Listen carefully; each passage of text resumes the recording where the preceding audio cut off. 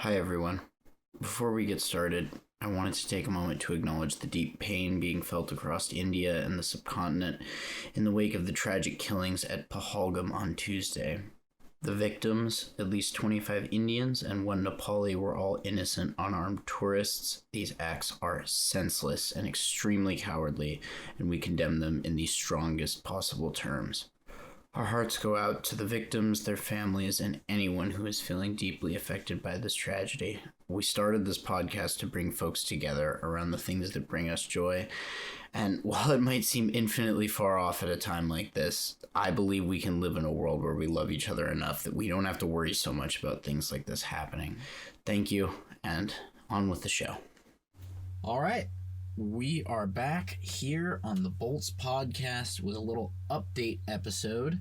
Ariane is unfortunately away on 2 consecutive tech weeks for his play that's going up this weekend. So it is just me, your intrepid co-host, Nick Cates, alongside my intrepid, beautiful guest co-host of episodes past as well. Would you like to introduce yourself, intrepid, beautiful guest co-host of episodes past as well? Hi, folks. This is Noémi Sárog, the unknowing wife. I'm so ready to hear what's going on and to fill me in with all the IPL news. I'm gonna be here as a curious listener. I am not really well versed in any sort of sports, but I'm ready to listen and ready to reflect. So if you like to listen to our podcast and you don't know cricket that well, Noemi will be your perfect point of view. Exactly. To start with, I guess I'll just ask that if at any point you don't understand a concept or anything, please ask what it is and I will explain it to you. Sounds good. As we go. All right. So, I want to start by kind of talking about a big theme that I've noticed. Just kind of as a meta thing about the IPL and T20 cricket in general. And this is a really good cricket intro point as well for new fans because it cuts through some of the pomp and circumstance and gives you an eye into what really matters in the game. So, let's hear it. I'll start with a little story. When I started playing cricket, one of the most frustrating things for me when I was learning how to bowl was that all of the guys, especially all the older guys in my team, would always tell me, don't try and bowl fast. Try and keep a good line and length. And they would always cite the example of a guy named Glenn McGraw, who is, I believe, Australia's leading test wicket taker for fast bowlers. He is. Who took a bunch of wickets by just keeping a consistent line and length, which is to say he made sure to bounce the ball in a similar place on the pitch every time he delivered it. And the thing about cricket is that if you deliver the ball in a certain length, which is about 6 to 10 meters away from the crease, I don't know, I'll come in and post with how many hamburgers that is. Sounds good. This is Nick in post-production. The good length is between 19.685 and 32.808 hamburgers away from crease. So if you pitch it 6 to 10 meters away from the wicket and you get it in, or from the crease, I should say, and you get the ball, I'm a left-hander, and of course this is an audio-only format, so you guys can't see this. But if you get the ball kind of, if it's coming this way, just sort of right in front of me at about like belly height is pretty good, I would say. Obviously varies batter to batter, and we have in cricket very short batters and very tall batters. So short guys, like even in Punjab Kings lineup, we have Prabh Simran Singh, who's very short, and Marco Janssen, who's so tall he's almost too tall for the cricket bat. Like it looks like this cricket bat is too small because he's so big.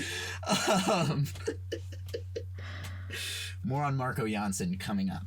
But if you get the ball right at about, belly, solar plexus height, thereabouts, and sort of on or about off stump or just a little bit outside, so that's the last stump of the 3, in line with there, it's very difficult to play. It's difficult to play any kind of shot with that. Oftentimes in longer formats of cricket, like first class cricket, this type of delivery and this length is bowled all the time. They even call it the test match length, but it goes for any match that lasts 2 innings, even 4-day matches as well. And a lot of these balls go just outside off stump, even though that's not going to hit the wicket. In most cases, it's above the top of off stump, but it's very easy to get an edge, or if the batter plays a shot, it usually has to be some sort of an aggressive shot. You can move forward onto the ball, so it's coming in lower, and you can play a more conventional shot to it. You can back up if you want, or move forward to try and give yourself some space to play a normal shot, but those are risky things to do, and especially even if the delivery is coming, you can still make a mistake on a shot like that. Now, in T20 cricket, this line and length is often ignored because there are so few deliveries that bowlers, I think, are often tempted to try and outsmart the batter and deliver kind of a smart delivery to get the batter out. But the one thing I've noticed in these past 2 weeks of watching the IPL is that bowlers who stick to this line and length are goated. Like, it's not perfect. There are guys who have gotten hit, but the most dismissals, the most defenses for dot balls, it's the most boundary resistant delivery I've seen, other than, like, for example, a perfect wide Yorker. And the other thing I will say about good line and length is that oftentimes in T20, because it's such a restricted format, you have so few deliveries to play with, you'll see teams get on a roll and just start to mow down a bunch of bowlers, right? It doesn't matter who they bring in, it's just hitting every ball out of the ground, right? So I think in these situations, one of the best things you can do is to go to this length, because even if you bowl this length and they make some room, they hit you out of the ground, they do something funky or creative, as T20 batters often do, you can keep bowling that length and say, well, do it again and do it again, because they always have to play an aggressive shot, and that always means, unless they're absolutely perfect, you almost leverage their humanity against them. Oh, interesting. I'm interested in this theory. Ariane, when you listen to this, please let me know what you think of my theory that good length on or about off stump, even in T20, is absolutely goated. You are, after all, the best batter of the two of us by an absolute long shot. So I want to kind of go over each of the individual matches that Punjab Kings and Kolkata Knight Riders played since we last podded, since those are the favorite teams of us, the podcast hosts. Apologies to fans of other teams, but we're since we have so many matches in between, I want to just stick to the two teams we talk about the most anyway. Yeah, but also there's going to be opportunity to the other teams your teams played with. Yes, exactly. We go. did play against several other teams, although we also played against each other. So that kind of knocks everybody out, and it'll knock everybody else out next week because we're also playing against each other again. Look at that. Yeah. And then after that, I want to just go through each of the teams in order of the standings and just sort of talk about what I think of them and bring in some other opinions as well that I've seen recently about the overall strength of each team in the IPL at this point. So, to the matches. The first match was the day after we podded last time. It was KKR, Kolkata Knight Riders, against the Lucknow Super Giants, who we love so much. Although it's kind of complicated with LSG. We love the players, but the owner is so mad that I've been intentionally mispronouncing his name to pronounce it the way the Dutch would, because it makes it sound like an old-timey car horn.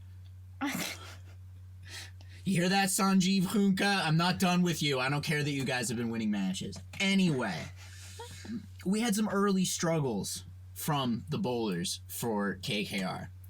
And this is an issue. They were not hitting their lines or their length. They were bowling it wide. They were bowling it too straight, so right on middle stump. So if it's too wide, you can just like whack at it with a cover drive. You can hit it to the covers. You can hit it to the directly sort of 90 degrees to point. You can even glance it if it's close enough to you. You can glance it off towards kind of diagonally back to what's called third man. And if there's no fielder there, you can get a boundary that way. If it's too close to your legs, you can play a pickup shot, which goes to the side. It looks a few different ways, but it's very easy to get 6 runs that way. You can also, if it's very straight, you can just hit it straight back over the bowler's head for 6, or drive it straight back past the bowler for 4. There's not usually a fielder right on the other side of the wicket, so it's one of the easiest places to score, or even just to get 1 run, because if there is a deep fielder there, they'll have to run a little bit to get the ball, and you can get some runs that way. So, and not hitting length is even worse. Because if you put it too close, like inside of 6 meters, it's very easy to basically do anything you want with it and hit it towards the gaps. So KKR's bowlers were not hitting their lines or their lengths. They included in their squad a guy named Spencer Johnson from Australia, who is bowling terribly and would not be included from here on. But Ariane and I said in the last podcast that he shouldn't be included at all, and they put him in the team, and he was absolutely terrible. He did not take any wickets, and he went for 46 runs, which is very, very bad. Not a good day. More than 11 per over. So, is it the same situation as putting influencers as movie stars? Yes, kind of. Kind of. Except for, it's like if those influencers made 2 bad movies in a row, and then they got cut out of the next one, but then the next one they went back to him, and it was like the worst one of the 3. Yeah. Maybe. I don't know. He might have gone for more runs in one of the first couple innings, but he's terrible. There was no reason. This is the thing about Australian bowlers. I've seen this happen with Punjab Kings in previous years. There are some Australian bowlers, because the conditions are very different in India to the way they are in Australia. The Australian pitches are much bouncier, and the ball is much faster, so you get a lot more bang for your buck pace-wise.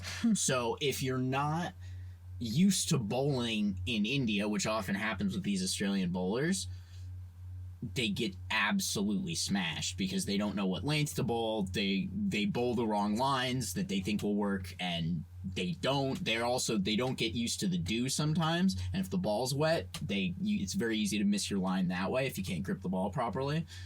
Oh, so he's good at home, but yeah, he's much better in Australia. Okay. But unfortunately, like a lot of the best Australian bowlers, funnily enough, talking about the test match length, a lot of the best Australian bowlers this year, like I'd argue the 3 best Australian bowlers in the IPL this year have been Mitchell Starc, Pat Cummins, and Josh Hazlewood, who are Australia's 3 frontline test bowlers. Wow. Pace bowlers. Wow. So, anyway, Spencer Johnson, not very good, and I don't believe playing test for Australia, but maybe. I don't know. If not, I'll cut that. He isn't. Spencer Johnson didn't hit his line or length. Sunil Narayan, the ever-present, almost ethereal Sunil Narayan, was also having trouble hitting his line and length. And this led to massive opening partnerships for Lucknow. Is there a reason why they're not performing as well as they could? Well, Sunil Narayan, I believe, is like kind of an ethereal deity. So in his case, it may have just been that he didn't feel like it, which is totally fine, because when Sunil Narayan feels like it, he'll blow your mind. And that's why he's one of my favorite cricketers. It's just sometimes he's just not on, but he's still like relatively on. Like he went for 38 runs and 3 overs, so he wasn't that on, but at all. But yeah, he's a lot of fun to watch because he can just do anything. And sometimes he'll just destroy a team all by himself because he's a great batter too. Oh, okay. And he opens the batting for KKR. So he's one of their most important batters. Unfortunately, didn't do great with the ball. This led to 2 opening partnerships, both of the opening 2 wickets. LSG got 50 runs for each of them, which is 50 partnerships are good. If you get a lot of those, you'll win the game fairly easily. Aiden Markram made 47 off 28 opening, and Mitch Marsh made 81 off 48. These guys, not so much Markram, but especially Mitch Marsh, has been great this season. He's been amazing for LSG. He's been one of the big reasons why they've won as many matches as they have, because as I will continue to get into, I don't think LSG are that good, top to bottom, T to B. But Mitch Marsh, you have to, if you want to beat LSG, you gotta get his wicket, and KKR did not bowl well enough to get his wicket early on, and they let him stay in, and he made a massive total. He'll do that. He's an Australian who's very good in India. He knows the conditions well, and he's played really, really well in India, especially over the past couple of seasons. So, But can't the Australian players spend some time in India in preparation to... well, Mitch Marsh gets to spend a lot of time in India because he's an Australian international. So somebody like Spencer Johnson, he's definitely played way less international cricket than But isn't there Mitchell Marsh, who's been an Australian international for years and years. But isn't there a spring training? I mean, I know that it's spring and it's the IPL, but isn't there a winter training or something? They don't get a ton of time to train before. So Spencer Johnson is international for Australia in ODI and T20I. So he did play. He would have played, I think, in the Champions Trophy, 22nd February. Yep. So he has played international cricket, but he's only been an international for 2 years. So he hasn't spent that much time in India. He hasn't been on those pitches in, that many tours, or because they only tour India every once in a while, because plenty of times, like the most recent tour, India went to Australia. Oh. So you're mostly going to be playing in Australia, but you're going to get more opportunities in like other places. And it's not his first year in the IPL. He played for Gujarat last year as well. So, but he could. No. Yeah, I mean, he could always improve and get better, but I don't think that he should be featuring for KKR anymore in this IPL. So, continuing on, Varun Chakravarti, who has been the absolute best bowler for KKR this season, for sure, one of the best bowlers in the IPL, pulled back the momentum. He didn't take any wickets, but he only went for 31 runs in 4 overs, which it's not great for him, but this was clearly, both teams made over 230, so this was a batting wicket for sure. It was a batting pitch. The batters had a big advantage. So to only go for 31 runs in 4 overs is very good. As did Vaibhav Arora, who I really like, former Punjab King, only went for 35 runs in 4 overs as well. Anyway, so Varun Chakravarti, he was much better in terms of hitting his length, but he was still beaten by a number of good shots by Mitchell Marsh and Markram and Puran.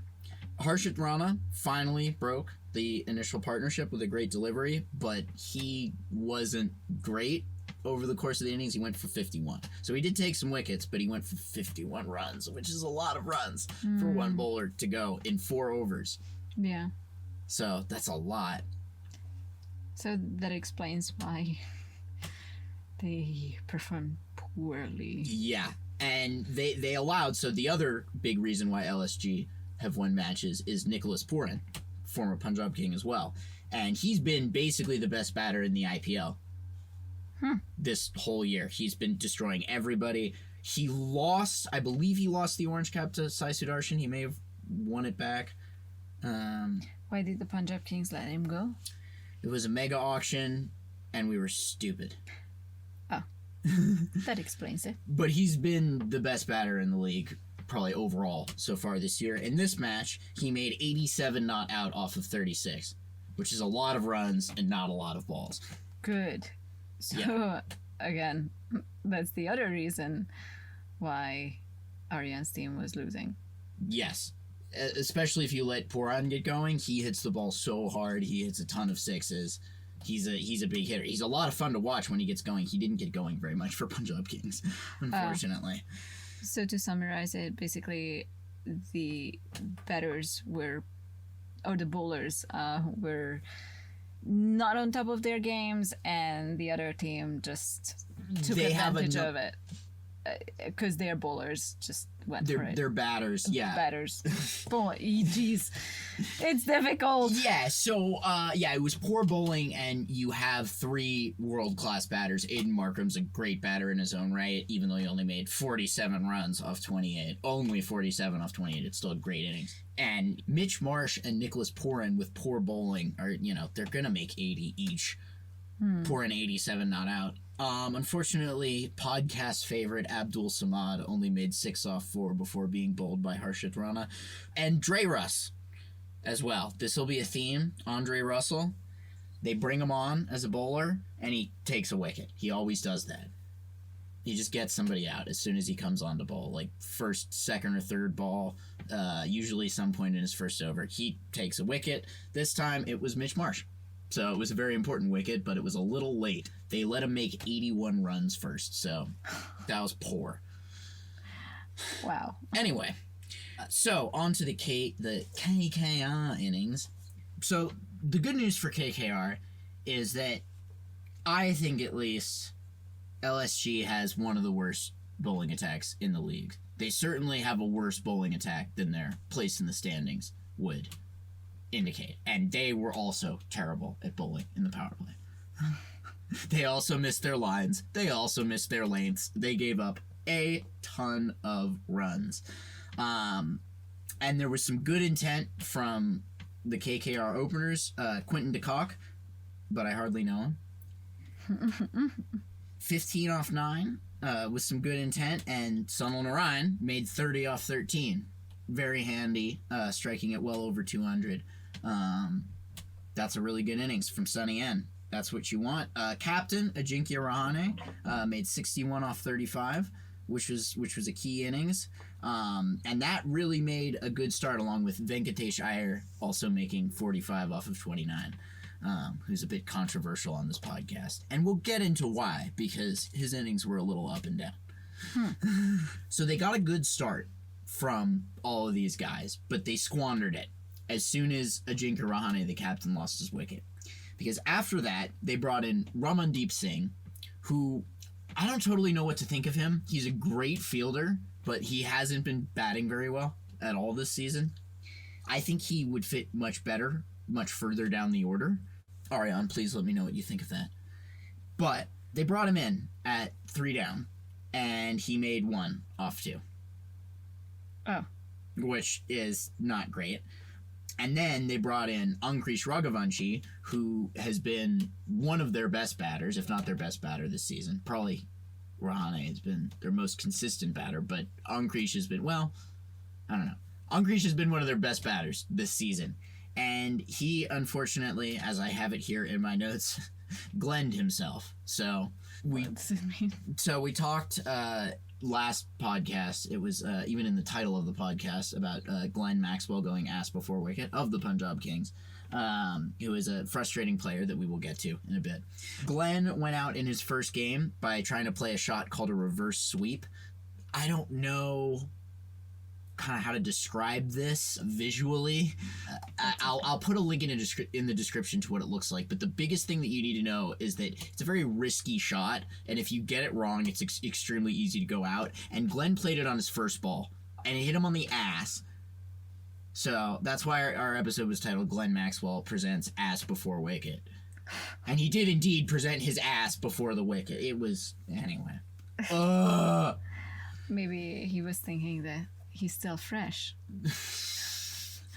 Yeah, no, it was. I don't think he was thinking anything. So anyway, Ankrish, he didn't do this on his first ball. He thankfully waited till his fourth, but he played an ill-advised reverse sweep, which went directly to a fielder, and he went out. And once Venkatesh Iyer went down, which was he made 45. Once he went down, they were basically cooked. There was some serious late heroics from Rinku Singh, who made 38 off 15, which was a great innings, but unfortunately, he made a lot of those runs after the total was not chaseable. So KKR only lost by 4 runs, but they very easily could have won that game. Yeah, it's a tough one to take, and I think they're a much, much better team than Lucknow. And if they bowled even slightly better, Slightly better. One of those fours turns into dots, and that goes to a super over. In the IPL, does it matter how many points you lose with, or just win or lose? It does. So the tiebreaker, sort of, the playoff tiebreaker is what's called net run rate, which is the number of runs your team scores per over minus the number of runs you allow per over. So it does matter, and Lucknow do not have a very good net run rate. Neither does my team, Punjab Kings. But yeah, LSG beat KKR by 4 runs, and it was disappointing. I would be disappointed if I were a KKR fan. I am disappointed, even though I'm not a KKR fan, because I don't want Sanjeev Khunka to fucking win. And because, or no, I shouldn't say that. Until he improves, I would like him to improve, and until then, I would like him to be punished for his mistreatment of his captains. First, the beloved KL Rahul, and now Rishabh Pant, or as we like to call him on this podcast, Rishabh Trousers. Well, sorry, Aryan. We mourn your loss. Yes. Unfortunately, this won't be the last time on this podcast that we will be mourning.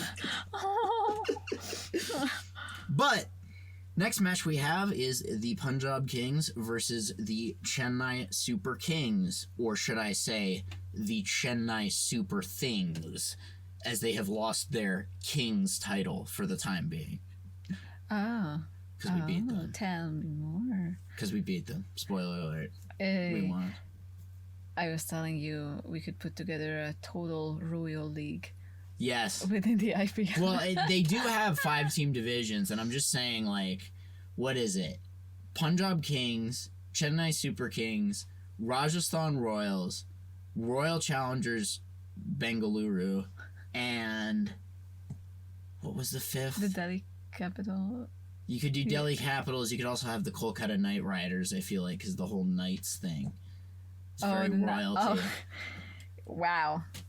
A lot of obsession with royalty there. Yeah, then you have Capitals, Titans, Sunrisers, Super Giants, whatever the fuck that is. It is. Sanjeev Khunka's initials is what it is.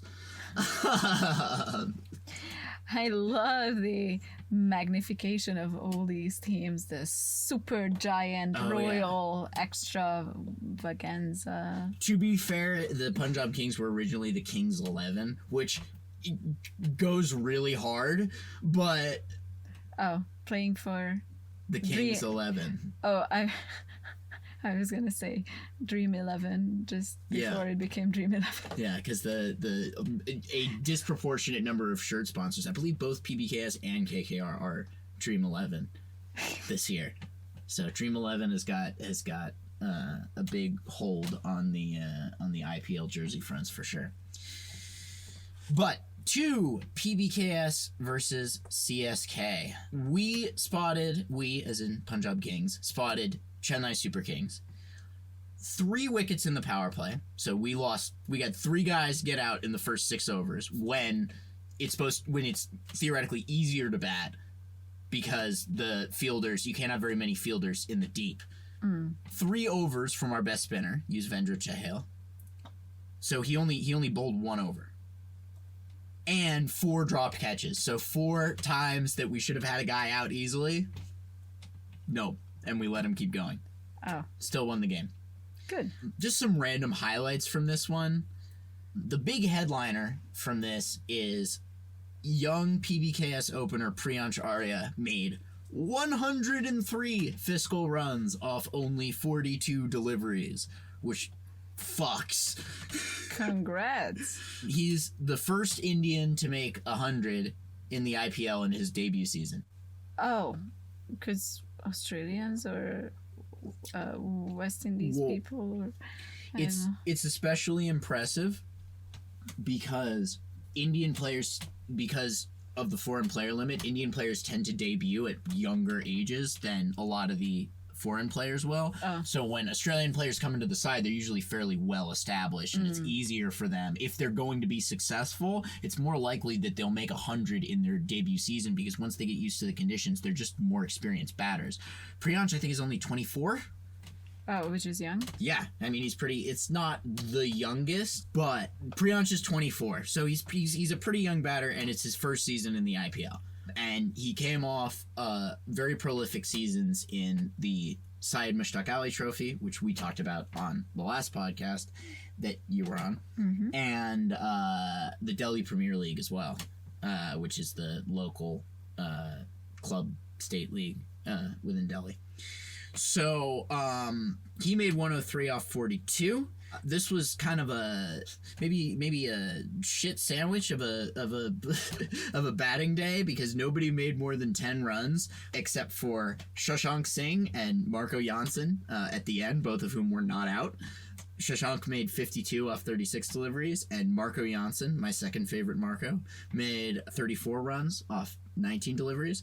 He's the one who looks like he's too big to hold a cricket bat, like the bat is too small for him. So, some highlights from the PBKS innings. Ravindra Jadeja took So Jaddu is one of the best fielders in the IPL. He's one of the best fielders in world cricket. He took the catch of the season. He had a one-handed catch. There was one problem. I was telling you about this beforehand. It was on a free hit, so it wasn't out. But because it was on a free hit, it is my current nominee for catch of the season, because I think it's hilarious. Well, no pressure, so he did his best. Yes, exactly. Yeah, do not leave the ball outside off stump to Priyansh. That's where Priyansh Arya, who made the century, who made the 100, he was hitting all those balls out of the ground. He was destroying everything too wide. So that's why you can't. I was talking about the line sort of right here. You can't have it here. You can just bash it, right? Yeah. You just give that a nice whack. You can hit it.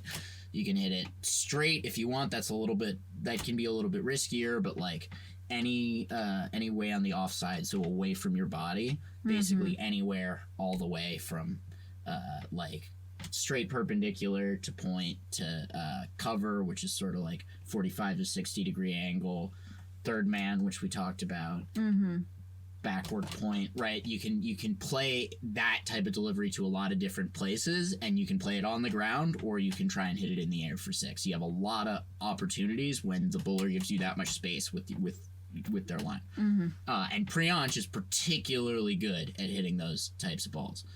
So he was feasting on those all night. Yeah, it was just great intent from the whole team. Some guys just didn't make that many runs. Glenn went out in 2 balls to Ravichandran Ashwin. We will cover his ouster from the PBKS squad, at least for the moment, which I was definitely calling for after this match, but it would not come immediately after this match. Unfortunately, Marcus Stoinis only 4 off 7. Nahil Vadera 9 off 7, as did the same did Captain Shreyas Iyer. Oh, Captain, my Captain. But 219 for 6 is what we went out for. So that was a very solid first innings total.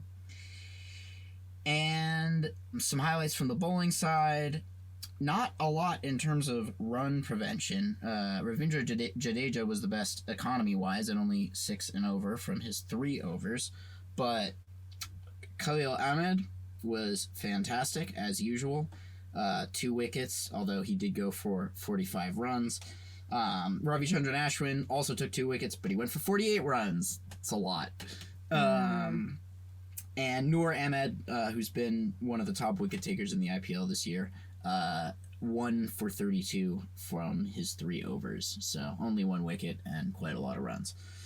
Jadeja was really the only one who could stem the runs total. He was the only one who went at under 10 and over. So he's very good. And he took a great catch off a free hit. The unsung hero of the game, Ravindra Jadeja.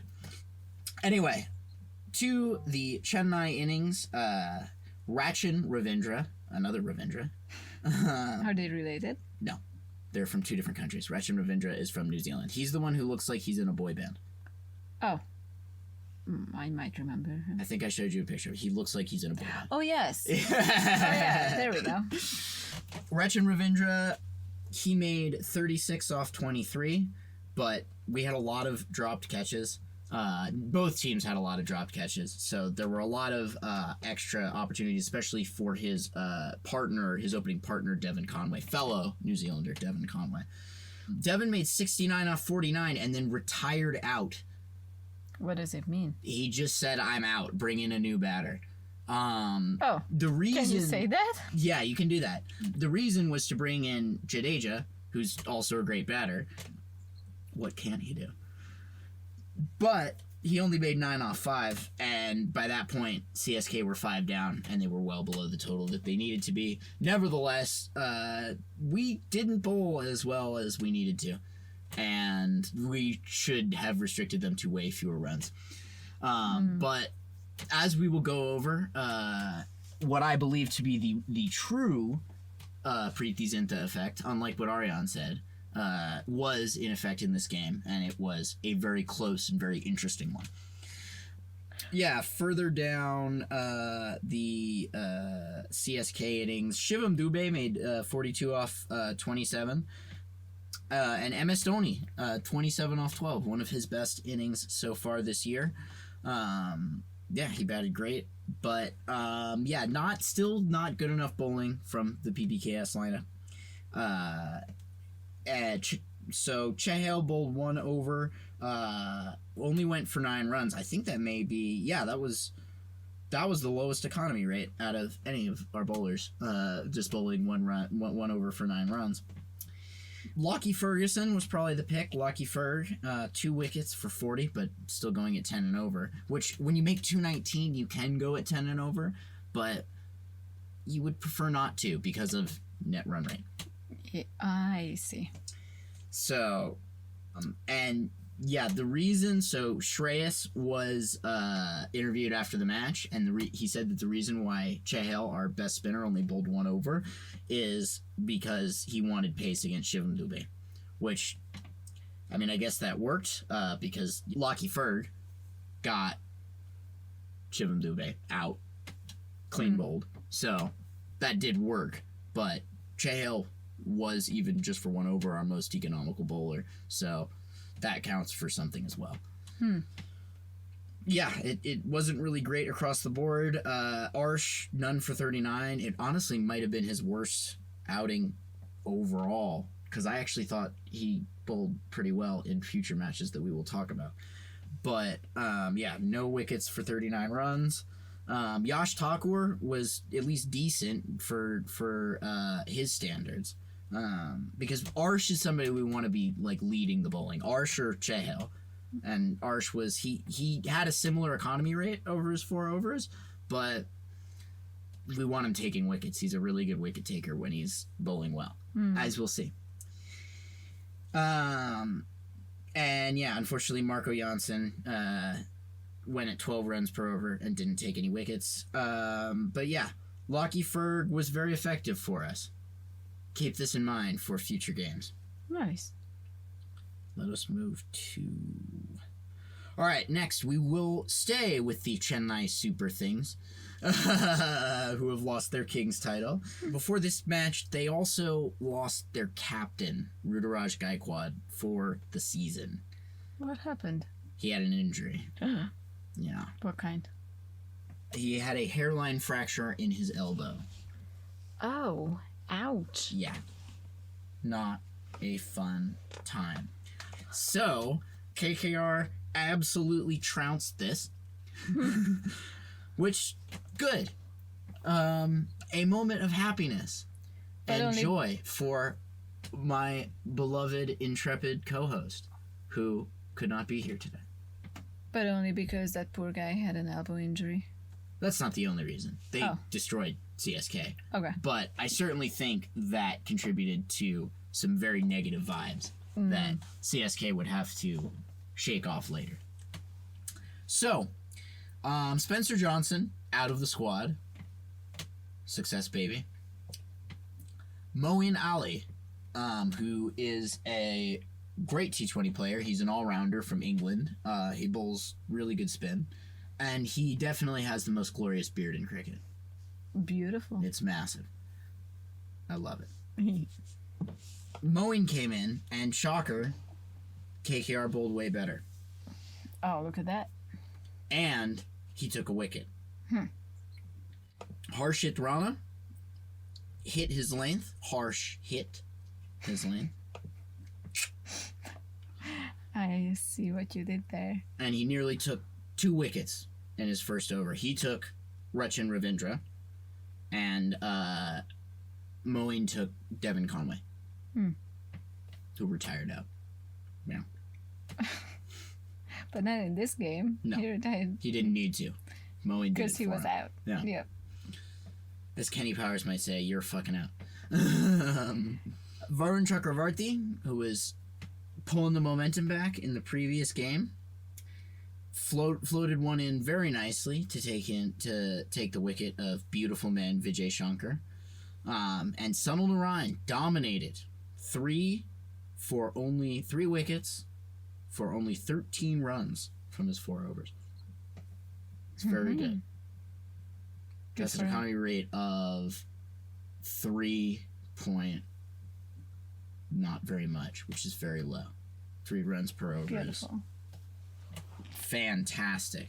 So that's the thing about Sonny N. He'll just do that.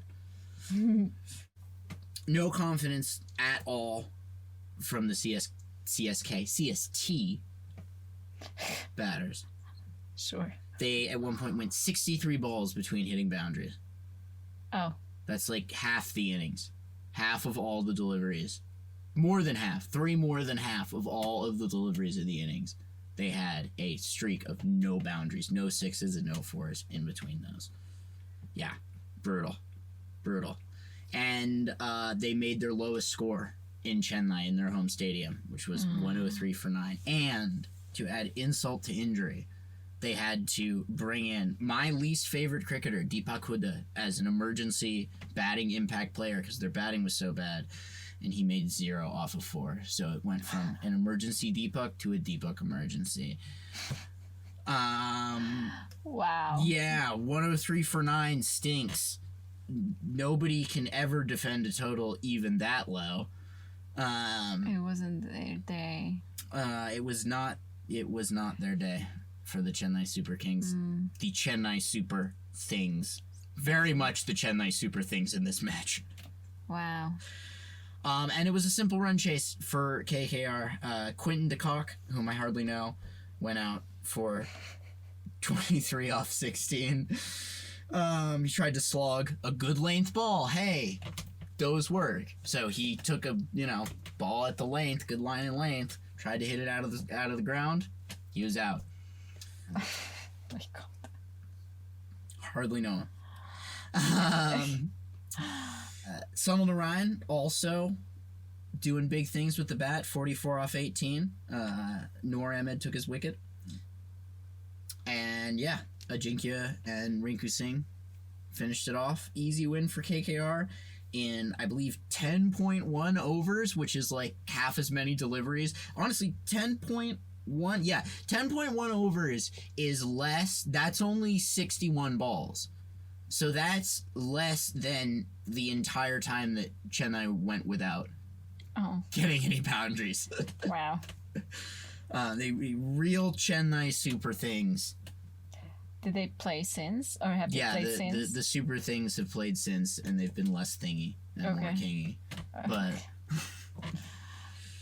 poor them. yeah, Their captain's absence is well. huge too. There is a silver lining, which is MS Dhoni, who's captaining them now, is one of the great captains of the history of cricket. Yeah. So he's really good. Like, if you have to lose your captain, MS is definitely like one of the best fallback options possible. But Ruturaj Gaikwad is a really good batter when he's healthy. So they're definitely missing that a lot. And they've had to go to a couple of rookies opening the batting, which has worked in some respects and has not worked in other respects. How immune teams are to injuries, or in the sense that if they have an injured good player, that they can substitute it. You can sign replacements for injured players, including late in the tournament. I remember a few years ago, KL Rahul got appendicitis and got ruled out for the entire tournament. That sucked. And I think we brought in Aiden Markram to replace him, who we talked about in the LSG match. He's a really, really good player. Always been a great international for South Africa. So, we have live a week and a half ago from beautiful Hyderabad, we had the Punjab Kings against the Sunrisers of Hyderabad. I like to call them the Sunrisers Hyderabad. SRH. Anyway. In Hyderabad, if there's one thing Hyderabad has been known for in the past couple of years, it is big totals. Big totals. Which means? Like, the team that bats first scores a ton of runs. Oh. Like, 200, 250 plus runs. Oh, because of the field, or what? It's because of the pitch. It's very easy to bat on. Okay. So? Punjab Kings batted first. I believe we won the toss. Chose to bat first. Knowing this. Smart. Let's put a big total on the board, which usually conventional wisdom is the opposite, but especially considering some of our batting to that point and, just the overall quality that we've had, it made sense, especially with Arya coming off a century and all of that. So, dominant start from the Killer Peas, Priyansh and Prab. 53 for none in 3 overs, which is when I woke up and started watching this match. Oh. Which is 53 for none. That's what? Almost 18 runs per over. Wow. It's a lot. Yeah. And 89 for 1 after 6 after the power play. Love to see that. One of the biggest things I noticed in this game, so there's a player, we've talked about him on the podcast previously, Harshal Patel. Aryan hates him. He won the purple cap for the Punjab Kings last year. He took the most wickets. And he really, really epitomized why Aryan hates him in this game. So the reason why Aryan hates him is that he bowls one type of delivery, which is called a cutter, which it's sort of like a spin delivery, but delivered from a pace bowler at pace, so it goes a lot faster, and it turns one way or the other. So Harshal Patel bowls nothing but cutters. In this match, he bowled nothing but cutters. So as a result, he does take a fair number of wickets, but when he's not taking wickets, he usually gets absolutely pumped. So, perfect example of that in this game, 4 for 42. So he gave up more than 10 runs per over, but he also took 4 wickets. Oh. Something for something, I suppose. One of those cutters took down Priyansh Arya, our Centurion from the previous match. And he also, one more on Harshal, he also nearly bowled 5 wides. We were talking about 5 wides. Yes. For those who don't know, 5 wides is when you bowl the ball wide and the keeper can't get it and it goes to the boundary. So you get 1 run for the wide and 4 runs because it went to the boundary. It's depressing as shit. And he almost bowled a beamer, which is full toss, a ball doesn't bounce above the waist, which is also not allowed. So it would have been like a no ball and a wide and 5 runs, maybe 6 runs, because a no ball's a run and a wide's a run, and I don't know, it wasn't above the waist, but he very nearly bowled 5 wides and a beamer in 1 ball, which is damn impressive. Was he psychologically devastated? I don't think so. I don't think Harshal Patel can be psychologically devastated because he only bowls cutters. He doesn't give a fuck. It was just like, it is what it is. He may have reached nirvana, Harshal Patel. He might be right there. So much in the flow. Well, I was talking about staying with your line and length. It's not quite the same thing, but if you stay with one delivery every time and you keep that consistency, I don't know, maybe that's why it works out for him. Is just he doesn't care about the drawbacks, and the drawbacks disappear. Or it's a numbers game, so eventually it won't matter. Exactly. One other bowler, actually, from SRH is Ishan Malinga. Now, Ishan is the nephew of a very famous Sri Lankan bowler named Lasith Malinga, IPL legend, and I believe he's still the bowling coach for Mumbai Indians. And it's very funny because if there's one thing that Lasith Malinga is known for above anything else, it's his unusual bowling action. Which was sort of it's sort of called slingy. He sort of sidearmed it, and it was very effective. It made deliveries harder to pick up. But Ishan is his nephew, and he bowls like largely completely normally, which I thought was really funny, especially considering that there's a guy for Chennai, Matisha Patirana, who bowls exactly like Lasith Malinga. Wow. And I don't believe is related to him at all. I mean, I suppose everyone's bodies are different, Yeah. you know? But I thought that was really interesting. Anyway, he took the wicket of Prabh Simran, but not before Prabh could make 42 off 23. And we had Captain Shreyas. Captain Shreyas faced up against a guy named Zishan Ansari from SRH. We were talking last week, Ariana and I, about how he's the best Ansari since Aziz. But unfortunately, Captain Shreyas was not impressed with Zishan Ansari. He said, "Get me Aziz Ansari." And so many calls were placed to my former employer, the Cricket Intelligence Agency, and then further calls were placed to Aziz Ansari's agents, but he did not return them. So Aziz Ansari was not walking through that door, and Shreyas Iyer went on to dominate 82 off of 36 before losing his wicket to who else but Harshal Patel. How do teams pick captains? It's an important thing because cricket captains need to know strategy. And so it's really in who is the best leader and who has sort of the best strategic prowess. To be honest, the best way to get selected as a captain is to win a lot as a captain previously. And the reason why we... Catch-22. Yeah. Well, the reason why we picked Shreyas as our captain is that he's won like almost exclusively as a captain, and he won the championship as captain of KKR last year. So here the captain decides about the tactics and not the coach? Yeah, so the coach sort of helps guide the players and helps select the team, but the batting order and I think the coach is involved with the impact player as well, which is you can substitute one player during the match. That was what the emergency Deepak was previously. But unlike in baseball, the coach or the manager, there is not too much they do in cricket. Yeah, during it's the much game. more It's shared. A lot of those responsibilities are done by the on-field captain because the on-field captain has to set the field and pick who is bowling which overs. Okay. Which is very important strategically. So, Nihil Vadera, who has been one of our probably our best and most consistent middle order batter so far this year, went out LBW and should have reviewed as the ball was not going on to hit the wicket. And the review showed, or the ball tracking showed, after he walked, he chose not to review it, that it would have missed the wicket. What? So, when you go out leg before wicket, Yeah.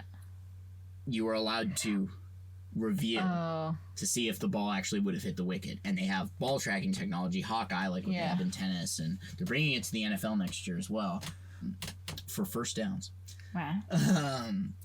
And so the Hawkeye was showing that it would have missed the wicket. So if he'd reviewed it, he would have been he wouldn't have been out. So he probably should have reviewed that.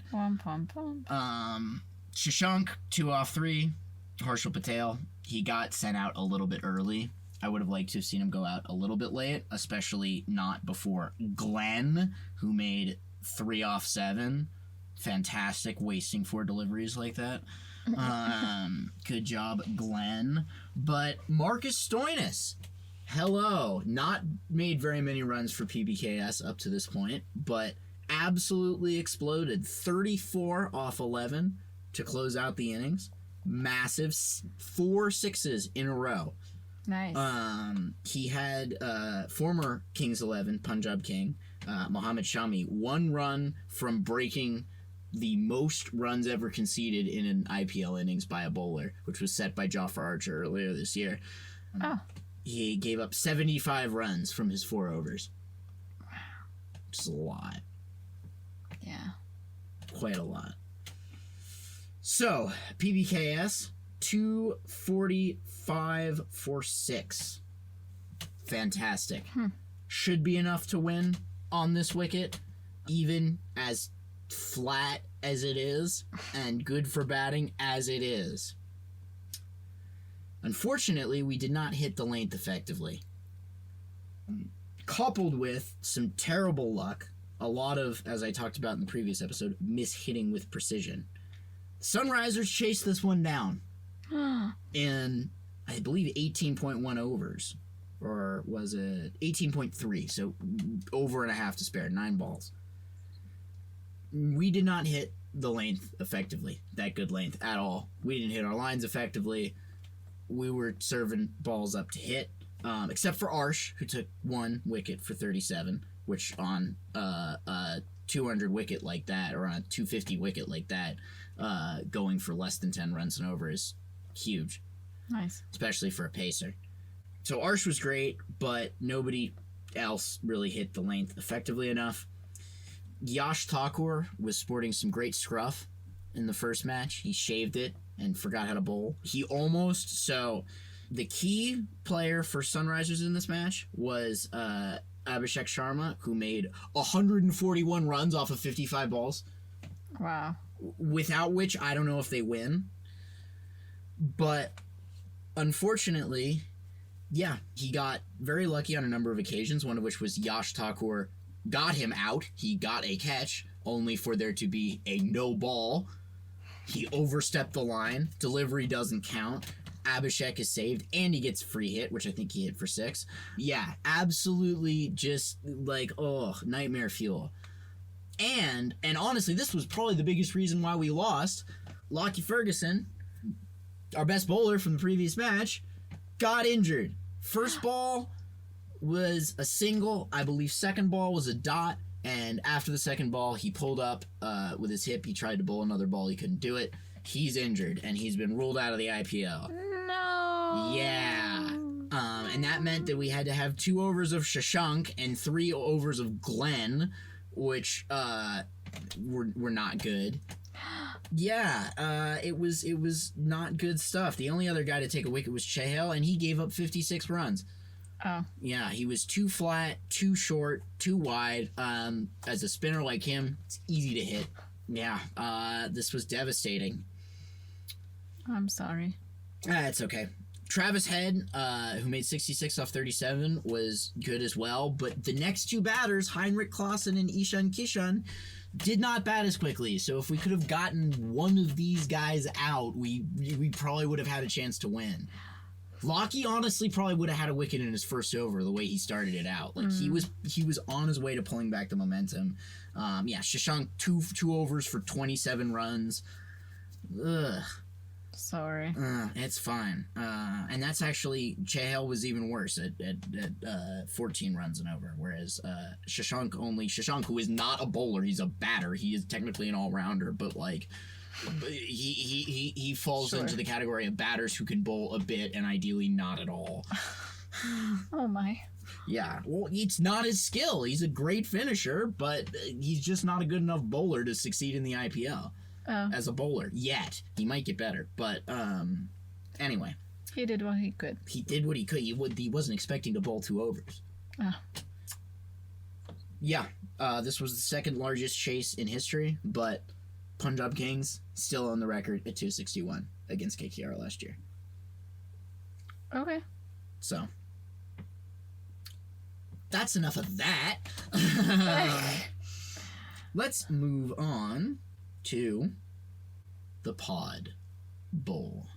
Da da da. Yeah. This was one of the crazier matches. Did we watch that live? Yeah, I think so. It was last Tuesday, right? Yes, I watched it live, and I was on the phone with you during kind of the business end of the match. Huh. Anyway, this was one hell of a cricket match. We had another solid start in the beginning from our openers, Priyansh and Prab, the Killer Peas. They had more good intent, not really waiting to get going, and they hit some really good boundaries. But Harshit Rana ended up getting Priyansh on a sneaky leg side ball. And then Captain Shreyas came in, and Harshit got him too. oh. This marked the debut of Josh Inglis, who is a Australian batter. I don't believe he's played in the IPL before this. He's a wicket keeper. He has been keeping wickets since he's been in the squad for PBKS. Normally, Prab Simran keeps wickets. He was terrible. He's known as a good player of spin. He didn't do much of that. He made 2 off 6. And he was bowled by Varun Chakravarti, a spinner. So, yeah, it wasn't a good debut for Josh Inglis. Vadera was taken by Nortia for 10 off 9. Not a great one from him, but we would see some more good innings from him to come. And it was honestly one of the better innings with this one. Glenn, still in the squad, 7 off 10. Terrible. 3 out of 4 straight wickets. The first 3, Priyansh, Prab, and Shreyas, went right to Ramandeep Singh. Like we hit the ball directly to the same guy, and he fielded all 3. 1, 2, 3, like that. But yeah, Prab went for 30 off 15. He was our best batter. And yeah, KKR did a really good job of punishing our strategy of batting with a lot of intent and being a little bit more aggressive by bowling good deliveries. They mowed through the lineup. We had to bring in Suryant Shedge, the Shedge Fund, as I like to call him, as impact player. So he was our emergency extra batter, but he didn't fare much better 4 off 4. I would like to see him play in a ground that is not ours because the pitch at the home ground in Punjab is really, really, really difficult. It's one of the most difficult bowling pitches in the league. It's not a good pitch for batting on at all. Even though we've seen a couple of 200s, it's definitely one of the lower scoring. Even I think it may even be the lowest scoring ground. So I would like to see him play in like Hyderabad or Kolkata or like a smaller ground with a flat wicket, somewhere he can hit the damn ball out of there. Yeah, they just kept mowing through. Too much aggressiveness, and we were all out for only 111. This is no good at all. Really effective bowling from KKR. Varun Chakravarti took 2 for 21. Harshit Rana was 3 for 25 from 3 overs. So tons of wickets. Sunil Narayan, another great match with the ball, 2 for 14 from 3 overs. So very, very good bowling. But last time we played KKR, we set a record by chasing down 261. And if we were to defend this total at 111, we would have defended the lowest total ever defended in an IPL match. So, we might as well have a crack at it. Let's see if we can defend 111, shall we? Better length in the first over gave a wicket to Marco Janssen. That was the wicket of Sunil Narayan. So the more dangerous of KKR's 2 openers. And then another Australian debutant for the Punjab Kings, Xavier Bartlett, or as I like to call him, X gon' give it to you. R.I.P. DMX. Miss DMX. X did give it to you, if you are Quinton de Kock. And Quinton de Kock, we hardly knew ye. Second ball of the second over, X gets his first IPL wicket. And on his next ball to Ankrish Raghavanshi, he very nearly had Ankrish, who was KKR's best batter in this match, on his first ball too. Then Yuzvendra Chahal, who's been struggling. He gave up 56 runs in the previous match, not been doing great.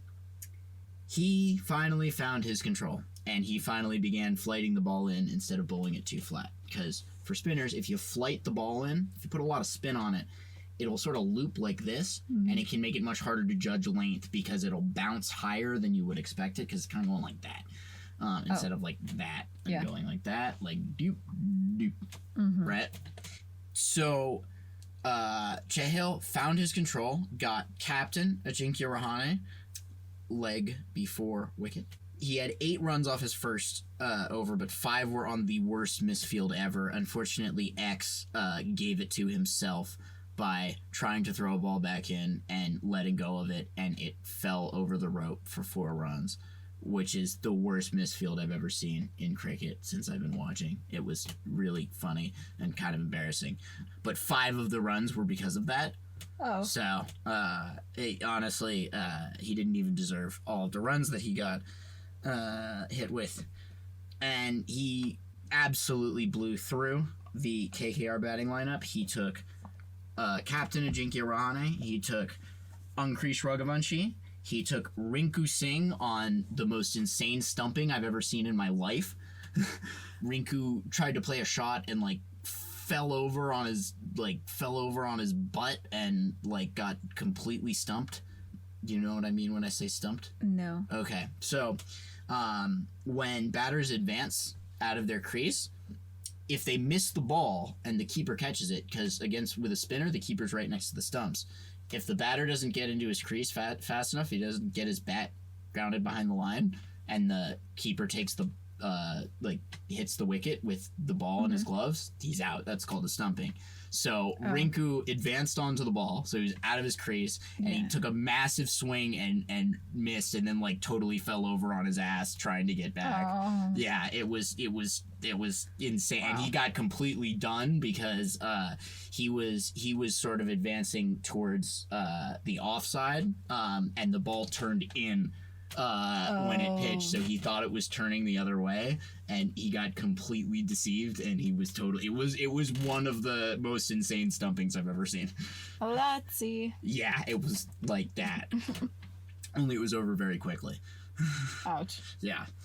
And he took Ramandeep Singh as well, and that set the tone for a massive bowling performance. The Ramandeep Singh wicket was particularly notable because they were 6 down at that point, and Shreyas Iyer asked Shashank Singh to field at a position called silly point.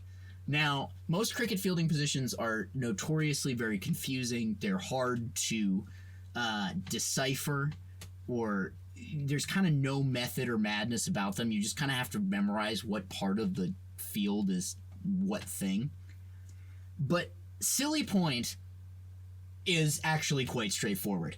Point is sort of 90 degrees the way the batter is looking. So on the offside, maybe a little bit forward of there, because it's kind of backward point as well. That's a thing. But silly is a length modifier. Silly describes how far you should stand from the batsman. And silly means that you should stand about as far away from the batter as you are sitting from me right now as we're podcasting. So for our audience, that it's very close. It's like a meter. Yeah, 1.5 meters, 2 meters, right in front of the batter. You almost never see this in T20 cricket. The reason why is it's a really good way to get one of your fielders' heads taken off. As it is, you usually field at silly point, and Shashank did with a helmet. The reason why you bring in a silly point is in case a batter wants to defend. If they defend the ball and they don't get it into the pitch and it pops up, the silly point can easily dive forward and catch the ball. And also, Shreyas Iyer himself was fielding at leg slip, which is just in case you kind of try and dink the ball around the keeper, which is what Ramandeep tried to do. And so they got him out at leg slip. So I'm sitting here watching Shreyas, I think they had a regular slip as well. I was watching a test match. Oh, I can put that as our episode photo. The epic Gigachad test cricket field of Shreyas Iyer. So that took Ramandeep, and at that point, they were 7 down, and you had the only real batter that was still up was Andre Russell. Harshit Rana was in, who's a bowler who can bat a little bit, but he's not going to go all the time. He's sort of the best batter of their bowlers. So Harshit Rana lost his wicket to Marco Janssen in the 13th over. And then in the 14th over, Andre Russell, who is, KKR's longtime and, historically one of the best finishers ever in the history of T20, Andre Russell, was hitting a bunch of sixes. And so KKR, because they only had to chase 111, so Andre Russell only had to hit like 3 or 4 more sixes, and they were going to win the match, right? It's a very, very low total. So at the end of every over, the bowler switches, but also the end switches. So you bowl from the opposite side as the previous over, and as a result, the batter who's on strike, who's actually batting, changes. So at the end of the over, Andre Russell was still on strike. So when it switched to Vaibhav Arora, who is a bowler, and he is not a batter at all. Oh. So, and this was maybe the best moment or maybe not the best, my favorite moment I've seen from one of our bowlers all year. My man, Arshdeep Singh, bowling to another bowler, knows exactly what to do. He hits the length every single ball. Good length, and a couple of really good short balls, and the last, and dot ball. Each and every single ball. First 5, dot. Final ball, he pitched a short ball up. Vaibhav edged it off his bat, trying to sort of fend it off. Wicket. And that's called a maiden over. When you don't give up any runs off an over, that's really rare in T20s. Wow. And a wicket maiden is particularly good. A wicket maiden is something you'll see a fair amount in tests, because the first 5 deliveries will be setting up the batter to expect one thing, and then the 6th is often the variation that, if it deceives the batter, it gets the wicket. Yeah. So after that, in the 16th over did not last very long, because Marco Janssen got Andre Russell to chop on the first ball. He hit the first ball right into his stumps, and that was the match. KKR bowled out for 95. That is the lowest total defended in the history of the IPL. Wow. And it happened when my boy was on Tech Week. I feel bad. A little bit bad. But also exhilarated, because it was an amazing match. Final figures for the PBKS bowlers. Chahal 4 for 28 from 4 overs. Fantastic. Marco Janssen 3 for 17 from 3.1. Woo! So good. X 1 for 30 from 3. And Arsh 1 for 11 from 3. So less than 4 runs per over for Arsh. It's because he's hitting his length. And he wants to lead from the front, and I like that. He seems to always want to set the tone as, certainly the most senior, the longest tenured bowler for Punjab Kings. He's doing a really good job of setting the tone. Next match, little further on, and this one was kind of similar in some certain ways. We had live from Bengaluru, the Royal Challengers of Bengaluru, and the Punjab Kings. This pitch in a previous match, so Delhi Capitals had beaten RCB in the previous match at the Chinnaswamy in Bengaluru. Chinnaswamy, historically one of the higher scoring grounds, hasn't been so far this year. But balls that hit the length were balls that hit the good length, very difficult to deal with. And I think that our coaches and our bowlers watched that film, and they used that film to go out and bowl to RCB. And it was very effective. Very solid first over from Arsh. Hit his length really well and took the wicket of Phil Salt in the first over, who is one of the best openers in the IPL and has been really good this season, except for against Punjab Kings. And then he got Virat Kohli in the third over, the king himself.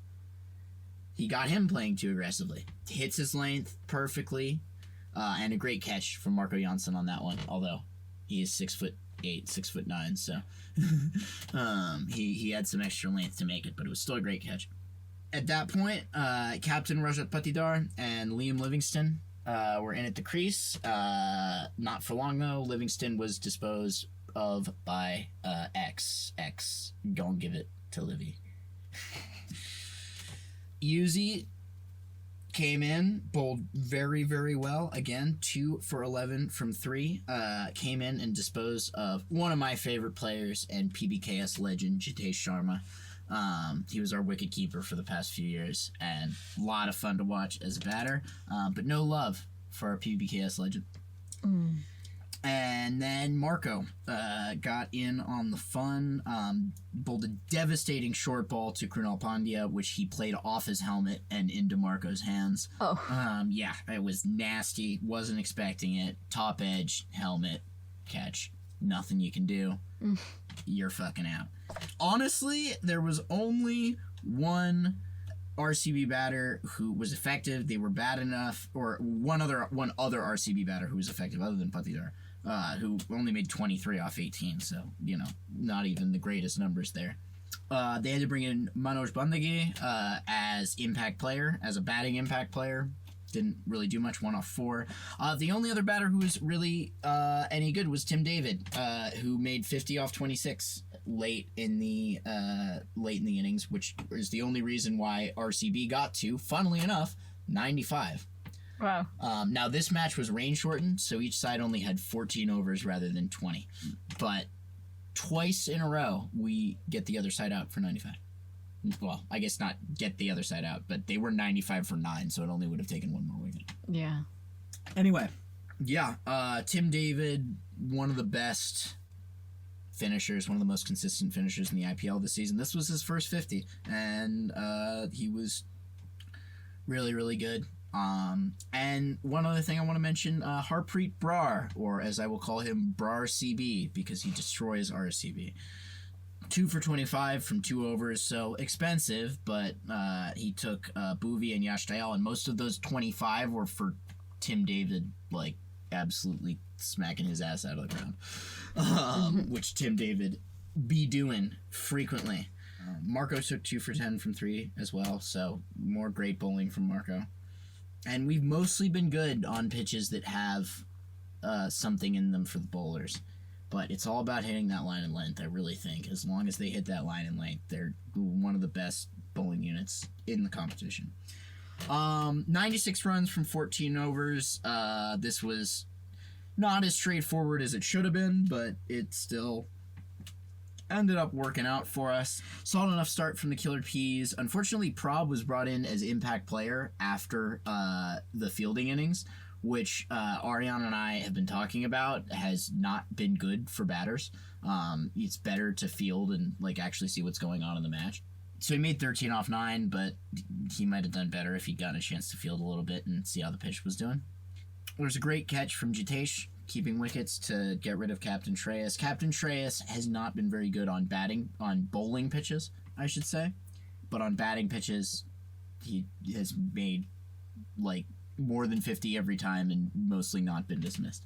So good for him. And we have more batting pitches to play in going forward, especially since we're done at the ground in Mullenmore.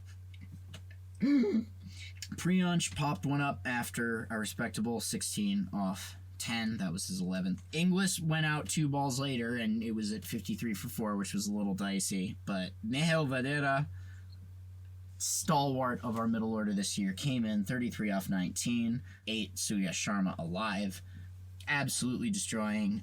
It rendered Shashank's cheap wicket moot, and Stoinis, again, continuing his form from the previous match, when he hit 4 sixes to close everything out.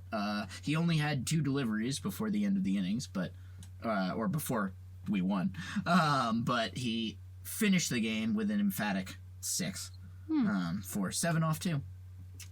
Good job, Punjab Kings. Exactly. It was a good, relatively straightforward win. Could have been a little more straightforward, but again, very proud of our bowling, and we're pretty much unbeatable if they're bowling this well. And next up, LOL, the reverse of this fixture. PBKS versus RCB in Punjab. This is the most recent PBKS game, and then we have just the one more KKR match to cover after that.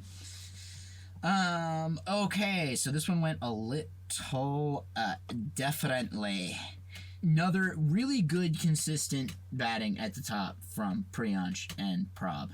Once again, a theme. We've said it like basically every match except for the one where Prab chopped on, but Priyansh made 100, so we'll take that.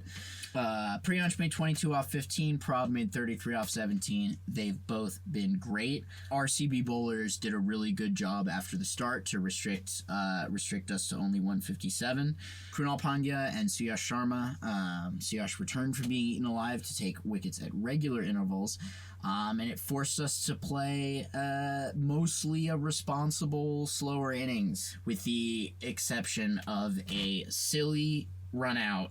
Josh Inglis ran out Vadera at 5 off 6, and that's not great. I don't want to see that. It was Josh's best innings of the season. He made 29 off 17, so that was very good. And Glenn was gone. I think Glenn was gone in the previous game too. So, and yeah, I don't think we've lost much. Our batting was fine. But yeah, we had to play just very responsible innings and had a good finish from Marco Janssen and his tiny looking bat, 25 off 20.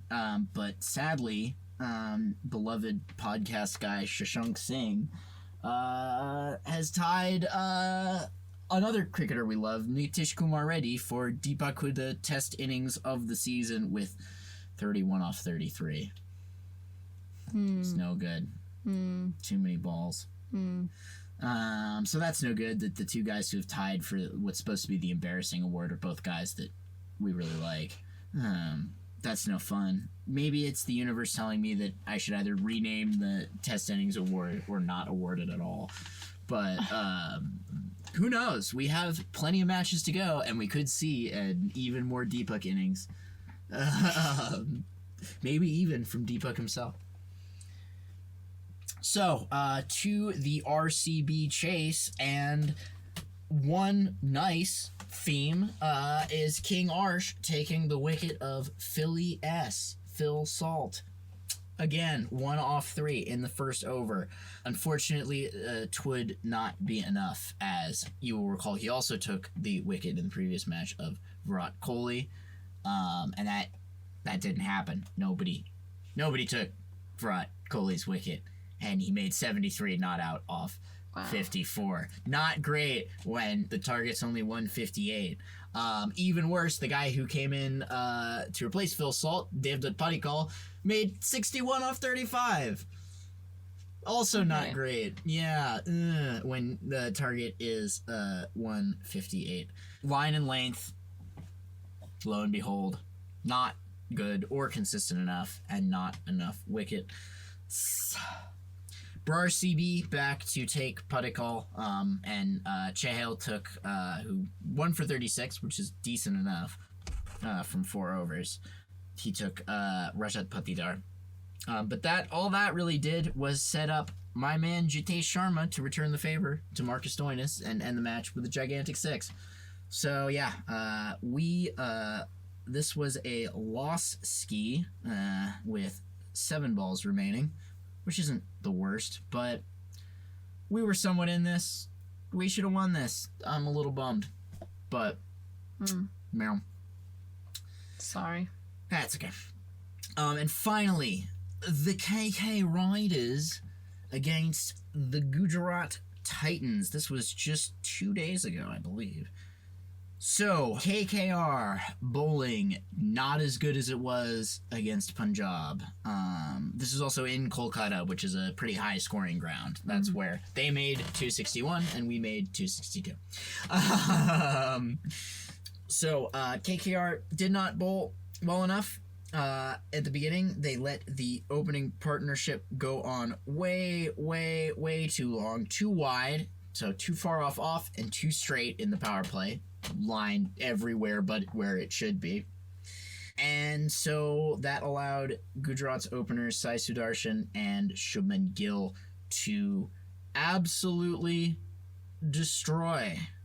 They made a 110-run opening partnership before any wickets fell. Oh. Yeah. Oops. Yeah. Very, very, very rough. But who else? You bring him in, he takes a wicket, but Andre Russell to take the wicket of Sai Sudarshan. He came in and boom, there it is. Sai still made 52 off 36, and I believe, I don't know if he still has it, but he had the orange cap for most runs in the competition after the match. So, and in the second innings. So, At time of post-production, he still has it.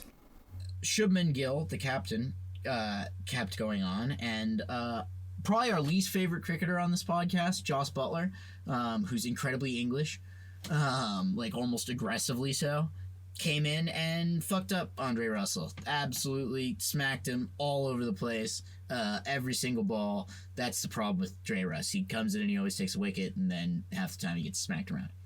Huh. Yeah. So that stunk. Yeah. He was dropped by Vaibhav Arora. That was not good.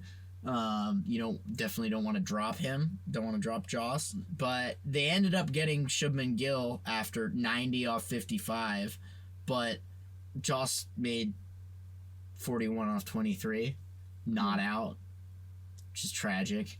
And this isn't tragic, though. Shah Rukh Khan, Punjab Kings legend. Not Shah Rukh Khan, the owner of KKR. Okay. This is Shah Rukh Khan. Sure. Shah Rukh Khan is like the actor is like three names. Shah Rukh Khan. This is Shah Rukh Khan. Maybe their parents really liked the actor, but they were we need to do something else. That's here. correct. Okay. But Punjab Kings legend Shah Rukh Khan made 11 off 5, not out. So I love to see that. I love Shah Rukh. I hope he makes a lot of runs. He made a lot of runs for Punjab Kings, so that was a lot of fun.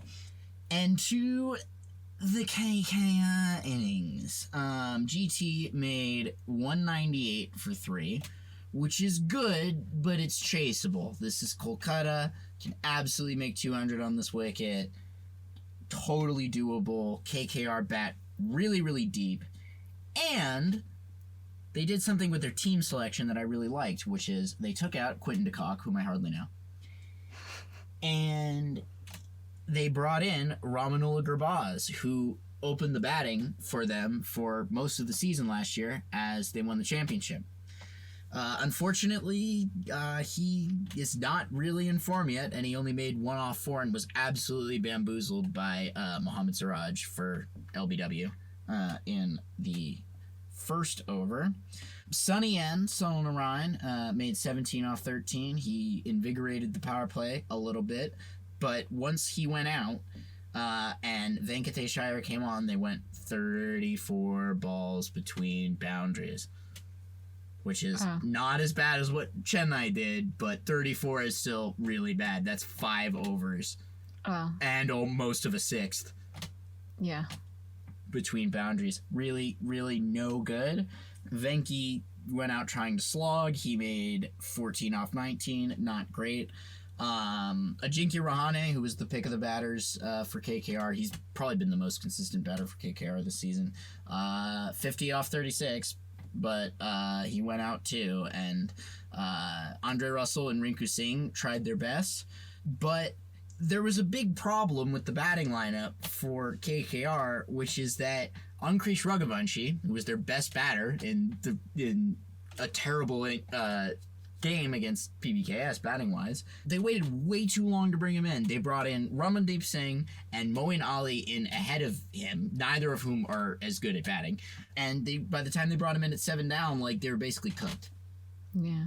So, that really did KKR in big time. I think if they brought him in maybe at 3 down after Venki went down, or even at 4 down after Ajinkya Rahane went down, I think that would have worked a lot better, and he would have been batting with Rinku Singh and Andre Russell, and because he made 27 off 13, and he did it without fielding in the first innings. He completely said no to completely said no to the impact player effect. But he came in just way too late, and, by the end of it, KKR went out for 159 for 8. Which is not good enough and not good enough on this wicket. It's too bad. I don't know. I think that there may be something psychological with the batting after the Punjab match, but just got to get in the nets and figure it out. This is a match that they totally could have won and maybe even should have won. So it was in a week or 2 weeks for KKR. Yeah, it was 1-3, I think. Rough one. Next match is against Punjab. Wow. Okay. On Saturday. May or may not actually be live streaming that. Sorry we didn't live stream the last run. I know I said that we would before the podcast, but Tech Week. So that is the balance of the matches. I would like to go through just really quickly and give a summary to each of these teams so I can talk about some of the matches that I didn't get to cover just a little bit. We'll go down in standings order. Gujarat Titans, we just talked about, been the best bowling attack in the IPL, and they've had really good batting as well, and they're 6-2, and it shows. And I think that they are currently the best team in the league. I think they're a little bit better than Delhi. Delhi have been really good by and large, but they lost on it's very funny, a hat trick of runouts. So instead of a hat trick, is normally a bowler takes 3 wickets in 3 consecutive balls. Delhi had guys run out in 3 consecutive balls to lose to Mumbai Indians, and that was pretty embarrassing because they probably should have won that match. Mumbai are in third. I know in the last podcast we said that Mumbai and Chennai, Ariana and I said that Mumbai and Chennai were the 2 worst teams in this league. Mumbai have heated up. The hat trick of runouts began a 4-match win streak. They won again against SRH this morning, although I will point out that the next 3 were SRH in 9th place, CSK in 10th place, and SRH in 9th place again. So they, stole one against a good team and then beat 3 bad teams. Although, they saw what Abhishek Sharma did to us, so, yeah. They're only so bad. Anyway, Jared Kimber in his most recent power rankings ranked them very high. I am definitely down with Hardik Pandya as captain. I think he's one of the best captains in the IPL. And obviously having Jasprit Bumrah back in the bowling lineup has been a huge help for them. But I don't know, I'm not convinced. And all the other teams on 10 points have a game in hand over Mumbai. So, except for, I think, except for Lucknow. So RCB and PBKS both have a game in hand. If we win that game in hand, we will pass Mumbai. So I don't know. They're gonna have to keep it up. They have lost a lot of games. They've already lost 4 games. Punjab and RCB only 3. So although we beat each other up, we each gave each other one of those losses. But we'll see what happens. Their moment of truth is coming up soon, and they'll play us, and they're gonna be playing some good teams. RCB in 4th, and Punjab in 5th. I'll do us kind of in tandem. RCB and PBKS, I think we're at very similar levels in terms of competency. I would put us a little bit ahead of them, only because if we play each other again, it will be in the playoffs. The playoffs are in Hyderabad and Kolkata. Both of these are batting pitches. We have already put up a massive total in Hyderabad. I anticipate we're going to put up a massive total in Kolkata in the next match, provided we don't bowl out KKR for a low total, and we can't. But I believe that if we see them again, Arsh's mastery of Phil Salt, if we can keep our lengths right, I think that we have a better chance of beating them than they do us again. That's just my opinion, and that's just my gut. I think we're a little bit better than that 5th place, which is just on net run rate. RCB have a higher net run rate than we do. But I think we're a little bit better. Both teams on 5 and 3, 10 points, so even. The other team on 10 points with a 5 and 4 record, but a terrible net run rate, are the Lucknow Super Giants. I believe their net run rate may even be negative. Yes, it is, negative 0.054. I believe that Lucknow are the posers in the top part of this table. I believe that they're the posers of the playoff contenders. I don't think that they're as good as KKR, and I don't even know if they're as good as... I think they're much closer to the level of teams like RR and SRH. They're 2 and 6. And CSK is also... I think they're a good deal better than CSK. But the reason why LSG has been so good is their captain, Rishabh Trousers, he hasn't been making any runs, but he's been making great decisions as captain. And he's been playing his subpar team very well and making really good situational decisions. So, Mr. Trousers has been winning matches, and his owner is seemingly ungrateful for that. So, yeah, we don't like you, Sanjeev. Be better. And I anticipate that LSG probably... I think will turn into a pumpkin. They're too reliant on Marsh and Puran making runs. And if Mitch Marsh and Nicholas Puran don't make runs, if both of them don't make runs, I mean, our man Abdul Samad, who is like my favorite cricketer of the year because he made me right, has been pretty stellar as a finisher. Other than... there's been a lot of inconsistency in their batting lineup. Although Ayush Badoni is finding some form, so they might get better. I also don't think that they have a great bowling lineup. KKR in 7th on only 6 points at 3 and 5. I think they are better than this record. I think there's a few batters out of form. I don't think that they're winning their next match. I believe we're gonna go 2-0 against them this year. I think we're gonna do it. That's my gut feeling. I just asked my gut again. So, well, but... if it is, own it. Yeah, that's my gut feeling. But, yeah, if KKR win, I could see a little bit of a win streak happening. Although, I predicted that for SRH as well at the Dodgers game. And I was hella wrong. They've lost both of their matches, I think, since they beat us, so... And Rajasthan may not have won a match since they beat us either. So... Yep, nope, they have not won. They have not... Rajasthan Royals have not won since they beat us. So, we'll see what happens with RCB, but beating Punjab Kings could be the kiss of death. Rajasthan Royals... biggest headline with Rajasthan, because they just haven't been very good this year, is a gentleman by the name of Vaibhav Suryavanshi, who is purportedly 14 years old. What? Yeah, he's 14 years old. The youngest player? Yes. Now, I watched him bat the other day, and I did a little bit of research on him. I don't buy it. It would not be the first time a professional athlete has lied about their age. But is it allowed? Because he's then a child. Yeah, I mean, it's allowed. It's technically, but yeah. He's apparently 14. Now, I don't believe he's actually 14. At one point, he did an interview. I read this somewhere. It might not be true, but he did an interview where he accidentally said that his date of birth was like his...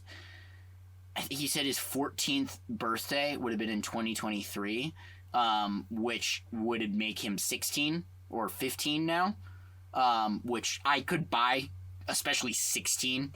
He looks a lot more like a 16-year-old. He made a bunch of runs in their previous match, but RR have not won a match since beating us, PBKS. They will have another chance to, I suppose, beat us again later in the season. I don't know. This is, on paper, this is a really good batting lineup, but the thing is Sanju Samson is their normal captain has been injured. So Rian Parag has been captain, who I begrudgingly admit he's been a decent captain. But yeah, missing Sanju Samson's a big deal. Although they have a lot of batting, and they have some good bowlers. So I'm a little surprised to see them doing this poorly. But I think they lost to LSG in that match, and it's like LSG. I don't know if LSG is even as good as them. Like if you had them play 10 matches on the trot, I don't know if LSG would win a majority of those. SRH, PBKS kiss of death, I guess. And CSK lost their captain. Although CSK, they won a match. They won a match recently. So they beat LSG. Because like I said, LSG are garbage. So, they're not terrible. They lost to Mumbai recently, who were on fire. So, but they lost their captain, and it's rough. It is. So many captain losses. I don't know. Anyway, couple of brief pieces of Chargers news before we get out of here.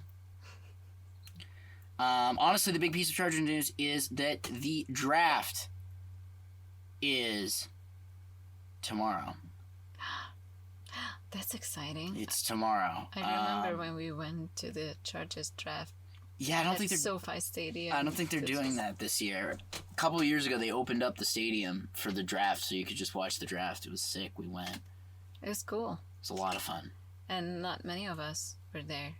But we could go to the field. Yep. And run the 40. Yep. We can hang around SoFi and do all sorts of stuff. It was a really cool event. I'm bummed they didn't do it this year. But or maybe we just didn't know about it. Maybe we didn't. That would be a bummer. But I think I looked it up and I don't know if they're doing it. Maybe it's just for the insiders. Yes. Or season ticket holders or something like that.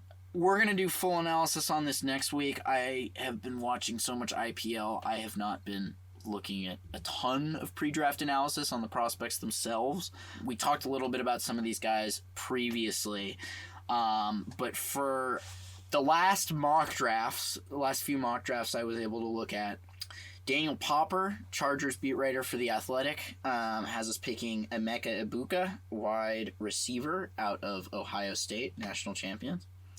Sadly.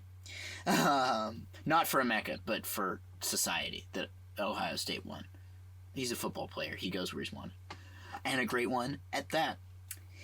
ESPN has us taking, it wasn't Mel Kiper, so there is a chance that we could end up taking him. Mel Kiper is the ESPN draft analyst who is notorious for not correctly identifying which team is going to pick who, ever, getting most of the picks wrong. This was from somebody else. Although I have friends from Ohio State, so, I respect Ohio State. That's fine. Ariana and I are both big Michigan guys. Oh, I see. So we're pretty anti-Ohio State and, J.D. Vance and all that. Oh, I don't know that part. I just know well, that he I went like there. Oh. Jim Jordan. Oh. Yeah, a lot of bad people went to Ohio State, sadly.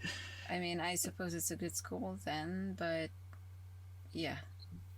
It doesn't mean that everybody who goes to Ohio State is bad, as much as this is very much a Michigan podcast. It does, however, mean that we are always rooting against Ohio State and do want them to lose. But we don't root against Ohio State players. I believe, yes, my man J.K. Dobbins, our fantastic running back from last season, went to Ohio State. So we also love some Ohio State guys. Yeah, we love the people. Some of them. Who do good things. Yeah. So apparently, it's a little bit like England.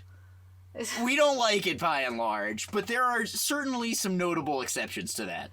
Well, yeah, let's be. And I'm certainly more than open to Emeka Ibuka, especially considering his fantastic skill set. There we go. Anyway, and that was just one mock draft, and it's kind of funny because I believe every single other mock draft I looked at had us taking a player who went to Michigan. Oh. So the ESPN one I was talking about had us taking Kenneth Grant, a defensive tackle. He's great. I watched a bunch of his tape earlier in the offseason. He's so much fun. He's really gigantic and really fast. He's like a refrigerator with a jetpack. Wow. So definitely would bring some serious disruption to our defensive front. I respect these players so much. Oh yeah, you should see the Kenneth Grant tape, man. It's insane. He went from defensive tackle, which right in the middle of the line, and he was actually able to pull around one of these plays. It might have even been more than one. He was pulling around and making the tackle on the running back an outside zone. So running back's running it to the outside, And, like, he's fast enough as a, once again, refrigerator-sized man to make that tackle. So I was really impressed with Kenneth Grant. I'd be very happy with Kenneth Grant. But the other Michigan player, which Yahoo, NFL.com, and PFF all had us picking, is the first guy I saw in a mock draft being mocked to the Chargers, Michigan tight end Colston Loveland, who I really do think that's who we're going to pick just because, like, he's been the most linked guy, I think, by far, to the Chargers of anybody during the pre-draft process. I think if he's there, I think we're going to take him. The one that I found notable is that Yahoo had us taking him over Teteroa McMillan from Arizona, who is arguably actually the best receiver prospect in this class. So I don't know. Have you asked ChatGPT? No, I don't want to waste. AI? I don't want to waste the water. I'm not going to do that. I mean, I'm anti AI. Especially after they tried to make the AI commercial with Jadeja. Yeah, that was terrible. Yeah, it was terrible. I'm very anti-AI. I don't care who ChatGPT thinks we're going to pick. Especially since it's only tomorrow. You know? Yeah. I wonder if none of these people... It could very easily be none of the... I mean, the interesting thing about this draft is that there's a very weak quarterback class. So oftentimes at the top of the draft, you'll remember from the draft that we watched, a lot of the first few picks are quarterbacks. Yeah. I mean, but the Chargers don't need a new quarterback, do they? Well, and so this type of draft heavily favors people who don't need quarterbacks. If you need a quarterback, you're kind of cooked. It's very likely that Cam Ward out of Miami will be the first pick, who is a quarterback. But it doesn't look like Shedeur Sanders, Deion Sanders' son out of Colorado, is going to go in the top 3. He may, but I doubt it. And the next best quarterback is Jackson Dart out of Mississippi, who I feel like would go in the first round only because somebody is that desperate for a quarterback. I don't know if he's a first-round player. But normally you have at least 3 or 4 guys that are at least, you know, I've certainly seen him in a lot of mock drafts in the first round. And honestly, if Jackson Dart goes really high, that's really good for both the Chargers and the Patriots as well, because the Patriots are picking 4th. Oh, and the Chargers are picking? 22nd. Oh, okay. So in terms of the top 5, the 2 actual best prospects in the draft are Travis Hunter, who is both a wide receiver and a cornerback out of Colorado, and is the best at both position in the class. In most years, if the number 1 team didn't need a quarterback, he would be an obvious number 1 overall pick. He's like football Shohei. Oh, he does everything? He does both. He plays on both sides of the ball. Oh, wow. And could and probably... reliably? Yeah, he's the best prospect at both wide receiver and cornerback in the draft. Wow. He's unbelievable. Does he play baseball as well? No, not like Kyler Murray, no. He probably could, though. But, so Travis Hunter, if 2 quarterbacks go in the top 3, there's a very good chance that the Patriots would be able to draft either Travis Hunter or Abdul Carter out of Penn State, who is the other can't-miss prospect. He's a defensive end. He's like a massive star. He's a wrecker on the defensive line. Because the first 3 teams will need a quarterback? So number 1 is the Titans, number 2 is the Browns, number 3 is the Giants. All 3 of them really need quarterbacks. Cleveland doesn't need to select a quarterback because they still have Deshaun Watson, who basically was last seen getting injured, and before that sexually abusing or at least being credibly accused of sexually abusing a ton of massage therapists in Houston. And the Browns gave him a massive contract after that happened, and he's been terrible. Wow. Yeah. They could really use another quarterback, but I don't think anybody's impressed with Shedeur Sanders. I think people think he's a decent prospect. They don't think he's worth a top 10 pick. And then aren't there freelance quarterbacks or like free agent quarterbacks or just random quarterbacks? But that already happened. So the Giants signed a couple. I think the Giants signed Jameis Winston from the Browns, who was the primary quarterback for the Browns last season and is one of my favorite football players. Jameis is a lot of fun. And can they develop a quarterback somehow? Well, that's what they're trying to do. They could look for a quarterback in later rounds, but it's definitely a weaker class at the top than it normally is. I see. So that's really the thing. They've also, I believe, both the Titans and the Browns at 1 and 2 have been fielding trade calls. So there's a good chance that somebody will trade up for Ooh, is it gonna be like the Like movie? draft day, yeah. Yes. I don't think anybody's going to be trading 3 first-round picks, maybe for Travis Hunter. He's nuts. I don't know. We'll see. I don't think Joe Ortiz of the Chargers is going to be trading 3 first-round picks to get Travis Hunter. That's for sure. Maybe I just spoke it into existence. Maybe Joe Ortiz is like, Nicholas, hold my beer. But yeah, it'll be interesting to see. It could be none of these guys. It really just depends on who ends up getting selected in like the top 10, and that'll nobody really knows because of the lack of there are probably like 15 guys that could go in the top 10, or even 20 guys who could go in the top 10. So it's really interesting to see how it'll shake out. This is Nick in post-production. Took me a little while to edit this, and the draft was tonight. I am pleased to report that my wife Noemi was absolutely correct, and it was none of the people from the mock drafts.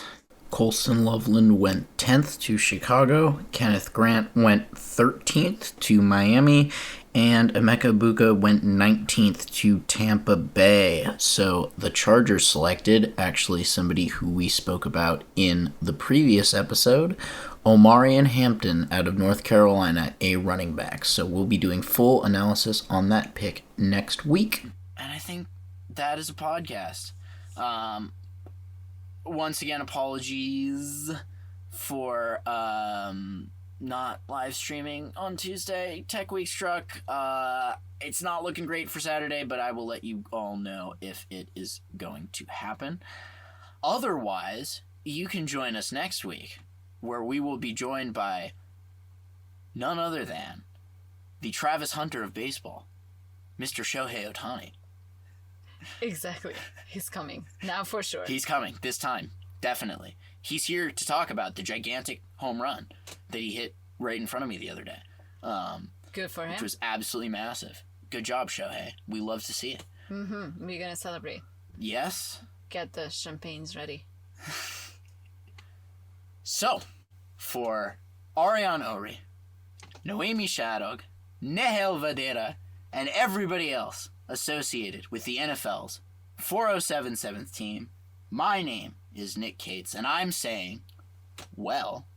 I've got so much to say and so little time to say it. Great job, everybody.